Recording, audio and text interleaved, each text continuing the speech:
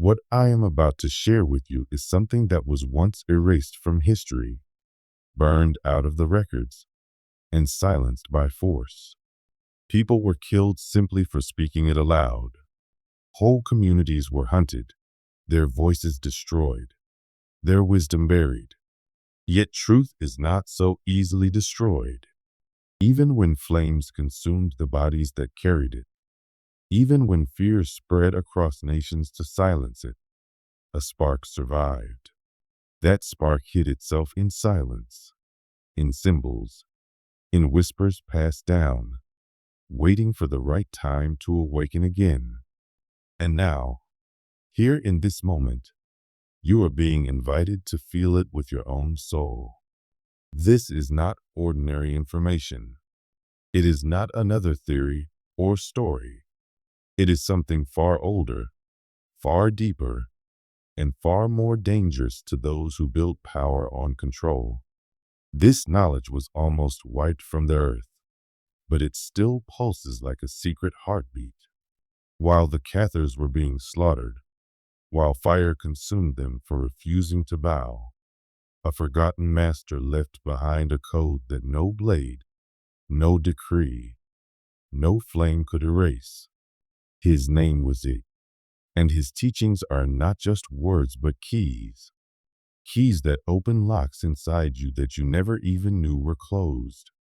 Keys that reveal why you feel the weight of the world pressing against you, why you sometimes feel disconnected, why confusion surrounds you, and why humanity as a whole has been wandering in circles. What the church tried to erase, what inquisitors buried, what rulers feared is exactly what you are about to step into. But understand this, it cannot be revealed all at once. If truth is given too quickly, the mind will resist and the heart will shut down. Truth must unfold layer by layer until suddenly what was hidden is so clear that it can never be unseen.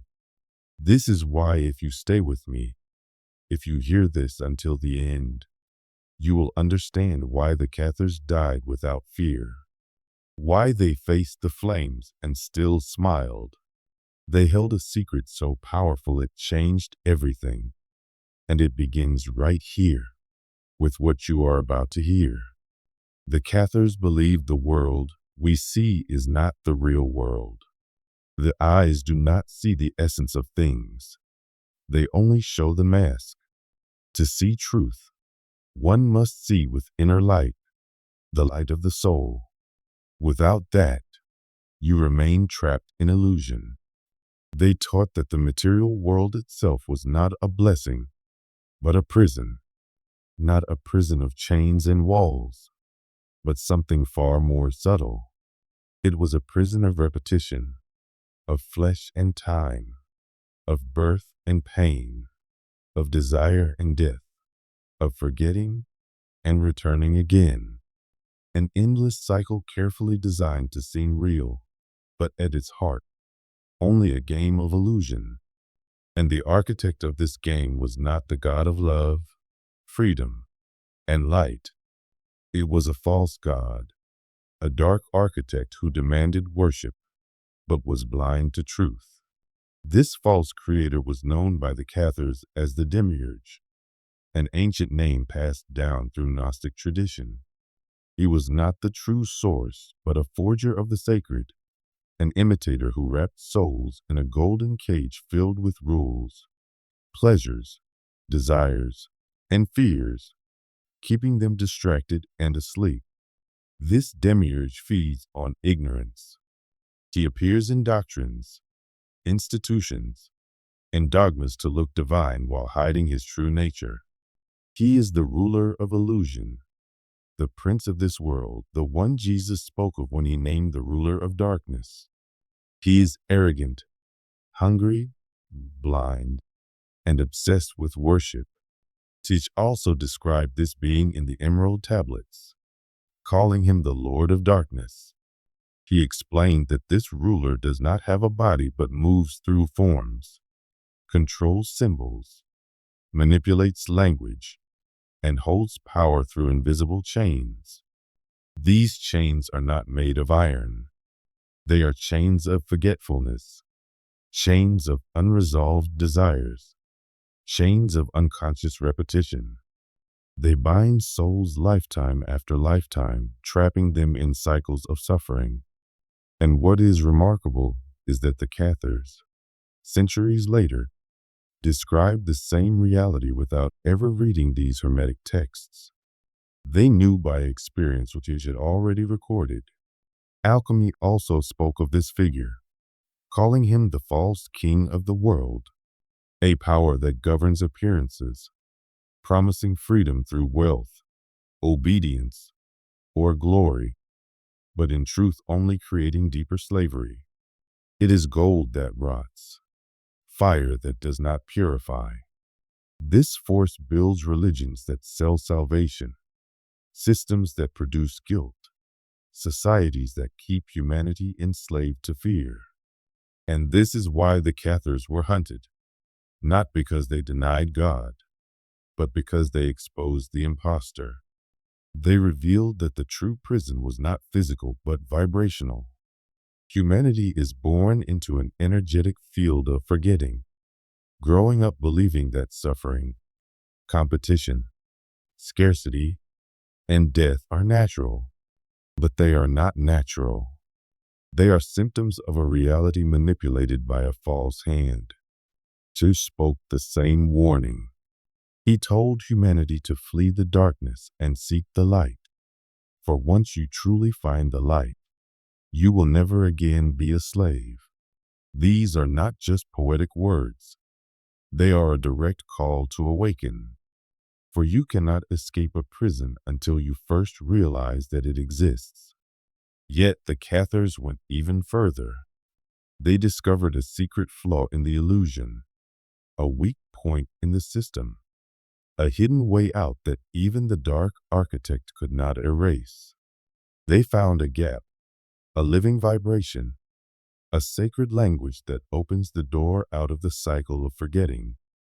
This was not written in grand libraries or guarded by priests. It was preserved in the silence of mountains, in symbols carved into stone, in humble villages that carried whispers of truth. It survived in the valleys of southern France, in the ancient land of Languedoc, where ordinary people lived simple lives yet held extraordinary wisdom. The Cathars built no temples of gold, wore no crowns, and carried no swords. Their strength was invisible, and yet kings, popes, and lords feared them, because wherever they went, something shifted, fear weakened, guilt loosened, and the sacred returned to the human gaze. They didn't need to preach loudly, because their way of life itself revealed the lie. By their actions alone, they showed the world that you don't need a priest to speak to God. You don't need to pay for forgiveness, and you don't need fear to love. That truth alone threatened to unravel the entire structure of control that the powerful had built. The world called them heretics, but in reality, they were simply remembering.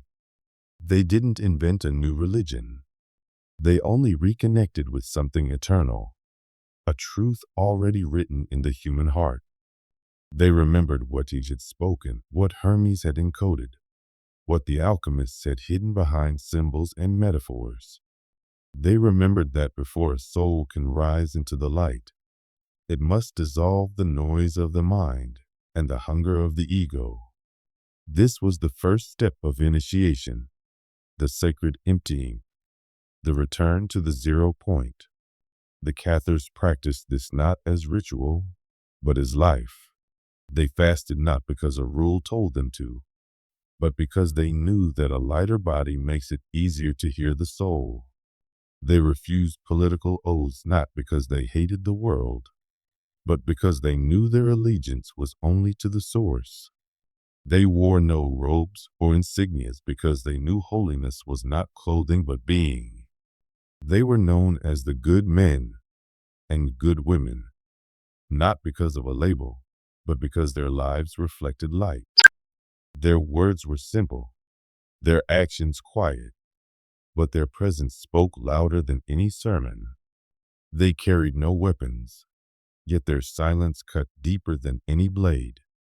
They healed not with potions or rituals, but with the calm of their presence. They transformed spaces not with ceremonies, but with the stillness of their gaze.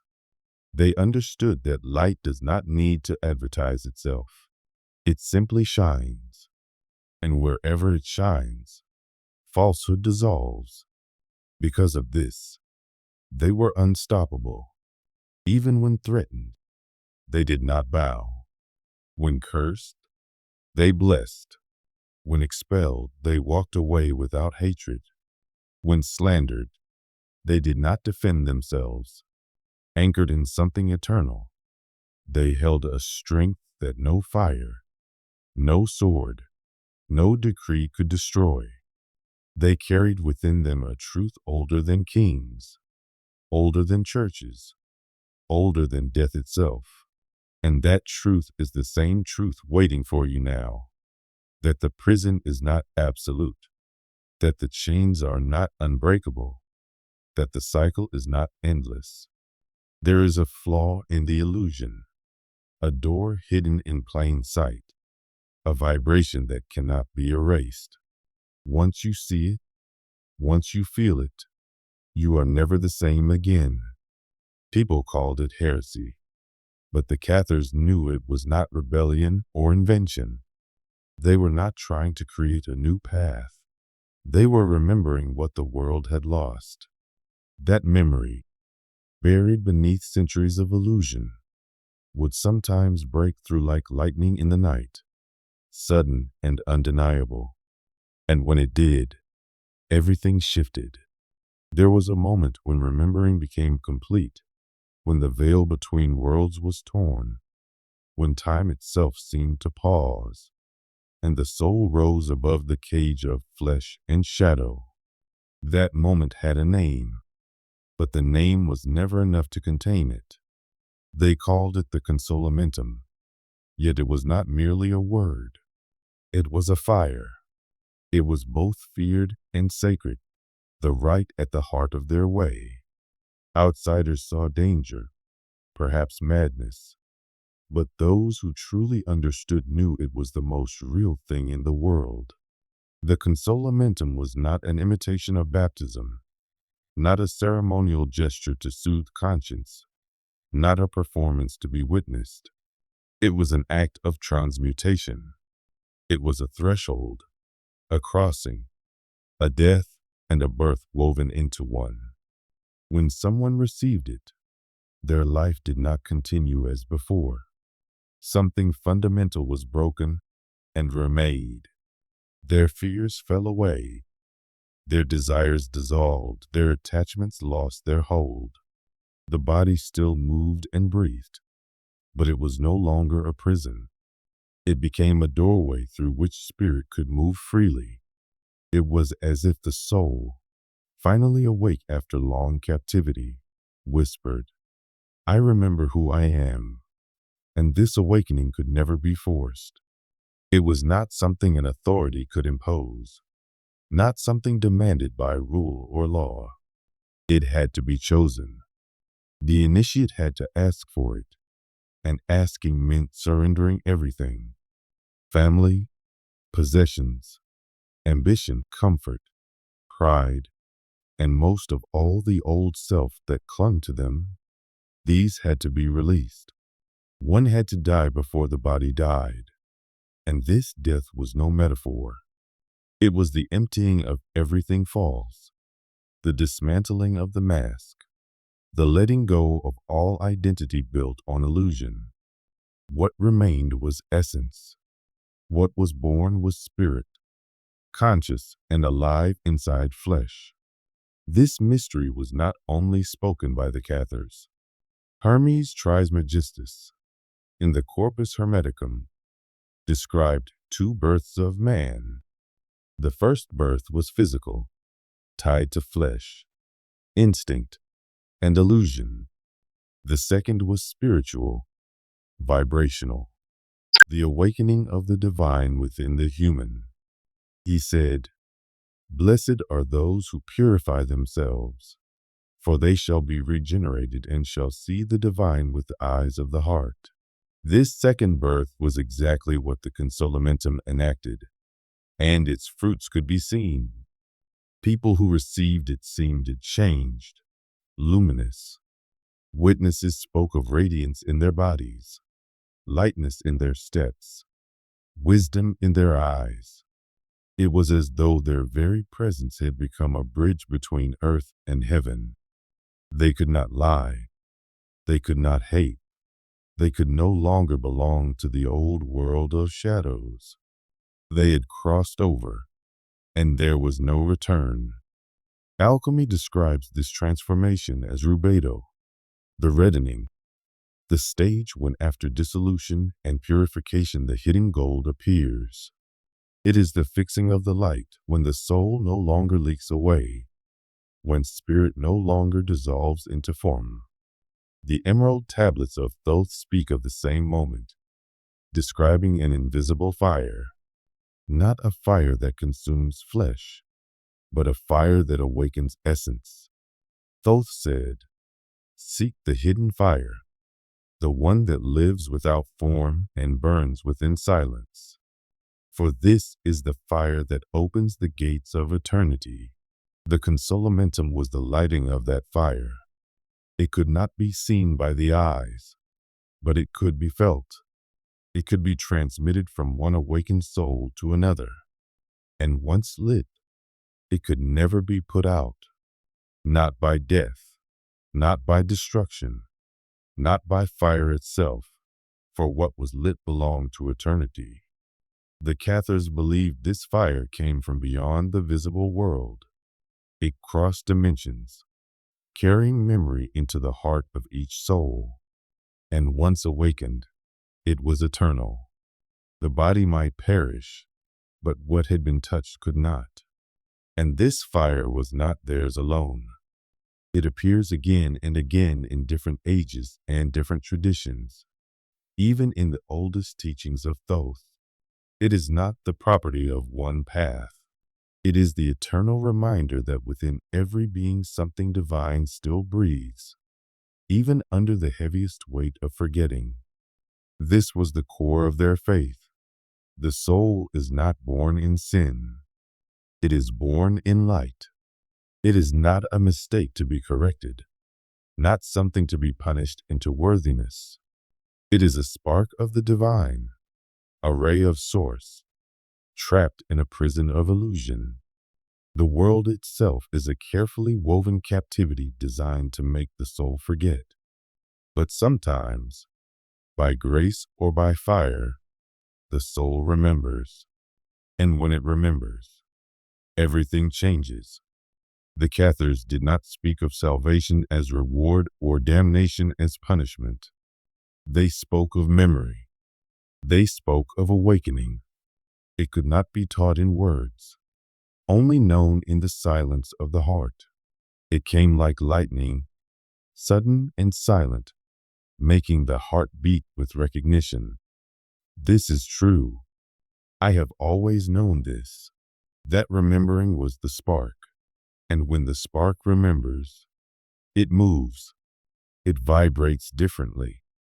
It breaks the gears of illusion. One spark becomes a flame, and flames spread. That is why awakened souls are so dangerous to systems built on ignorance. For the awakening of one leads to the awakening of many. Yet the moment the spark awakens, forces rise to stop it. These forces do not arrive with chains or armies. They come softly. They come with promises. They offer peace, but only if you submit. They offer salvation, but only if you obey. They disguise themselves as light, but their light binds rather than frees. This is the deception of false fire, of false light. It shines brightly, but it does not warm. It does not heal. It does not liberate. It enslaves under the mask of holiness. The Cathars knew this. They knew not every shining thing was true. Some lights are traps. Some guides are jailers. Some voices speak of love, but demand the death of essence. These forces do not burn the body. They burn the soul. Their power is not in destroying, but in convincing souls they are already found so they never truly seek. Hermes Trismegistus warned of these deceivers. He called them archons, rulers of illusion who dwell not in flesh, but in the unseen planes of thought and vibration. They feed on ignorance, and their work is to keep man from remembering. They confuse, they divide, they drown the soul in endless rituals, in complex doctrines, in hierarchies of power, in distractions that exhaust and weaken. Their goal is simple: to keep the spark from awakening. Alchemy names their fire, and pure fire, a heat that promises transformation but consumes without renewal. It excites, it rushes, it promises results, but it leaves ashes. It is not born of essence, but of ego's hunger to control. Thoth too warned of them, calling them the lords of illusion. He described their brilliance as light that does not warm, voices that do not guide. He said, "There is light that is not light. There is voice that does not come from above. Truth does not force. It draws in silence. True light never seduces. It reveals. True truth never demands. It invites." That is why true masters throughout history were silenced. They could not be controlled, because they themselves did not control. They did not enslave. They freed. They did not demand loyalty. They awakened awareness. And for that, they were hunted. The Cathars were among them, walking the same path until their end, carrying the same fire that could never be put out. They lived their spirituality in a way that was pure and unadorned. There were no games of power, no attempts to impress with knowledge, no need for temples or ornaments. Their way was direct, clean, and alive with presence. By simply being who they were, they cut through the masks of the world. They disturbed the order of false appearances without even knowing great names, without reading sacred books, without unlocking the secret codes of Hermetic tradition. Yet what they lived was exactly what had been left by the ancients as a path, a map for those ready to walk it. Their silence, their practices, their way of breathing and moving were all aligned with the deepest truths of regeneration and awakening. It was as if an ancient voice spoke through them, a wisdom older than memory echoing in their choices. This was not because they sought it out directly, but because such truth cannot be hidden. It travels through time, whispered from one generation to another until it finds a heart pure enough to carry it. Long before them, a master had walked this same path. He left teachings about how to pass through illusions, how to avoid the false lights that mislead, and how to return to the source. The Cathars followed these directions without even knowing his name, because the essence of what he taught had already been passed down through centuries of quiet transmission. That master was Thoth, but Thoth never asked to be worshipped. He did not create a religion, did not gather a crowd, did not ask for obedience. He simply recorded. He wrote in stone what could only be understood with an awakened heart. His words were not for everyone, but for those who would one day dare to feel deeply enough to recognize them. He taught that truth has no need to shout, because silence itself holds a power that surpasses the noise of countless voices. For Thoth, The word was not a simple tool of speech. It was not ordinary language. The word was vibration. It was a sacred sound, a pulse of energy that resonated through the body and out beyond time. The word was never meant to be translated like common text. It was meant to be awakened. It was not information but activation. It was the key that commands matter itself. The Cathars, many centuries later, lived in harmony with these truths, though they had never studied Thoth's teachings. They rejected the temples built by hands, the idols carved from stone, the speeches rehearsed by men seeking power. Instead, they lived by presence. They practiced awareness. They followed vibration rather than doctrine. They came to understand, through living and breathing, that truth is not above us or outside of us. It is inside. It is born within. Thoth had once declared that the fire of awakening lives within the hidden chamber of the human being. And when the sacred word is spoken with perfect purity, in the right moment, that fire lights up. The body begins to vibrate differently. The soul stirs, and the veils of illusion begin to fall. Such a word cannot be learned from study. It can only be remembered from within. Hermetic teaching speaks of this sound, a primordial vibration that lies dormant in the blood, waiting for silence, for presence, for the moment of awakening. When this word is activated, it does not just inform the mind, it transforms the being. It dissolves layers of forgetting. It burns away the coverings that hide the inner gold. This is the fire of transmutation, the fire of the consolamentum, a purification that comes not from outside rituals, but from direct union with the source itself. This teaching, once hidden in silence and fire, is vibrating again, not in books, not in monuments, but in the body. The Cathars understood this. They knew the true temple was the body. They knew that soldiers could burn churches, kings could issue decrees, but presence could never be destroyed. Each breath was an offering. Each movement was a ritual. Each choice was an act of purification. They spoke not of salvation as a prize, but of vibration as a state of being.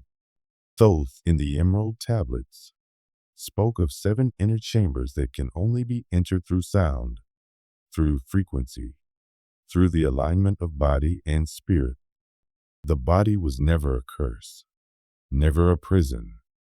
It was a sacred bridge, a vessel of remembrance, a living cathedral where the soul could awaken.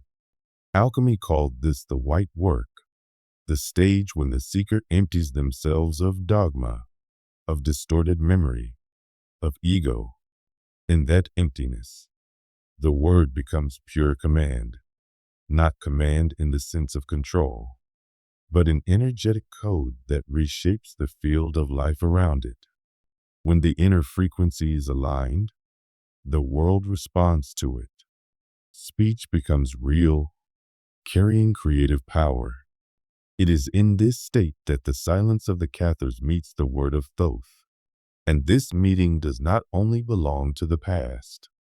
It is inside your body now.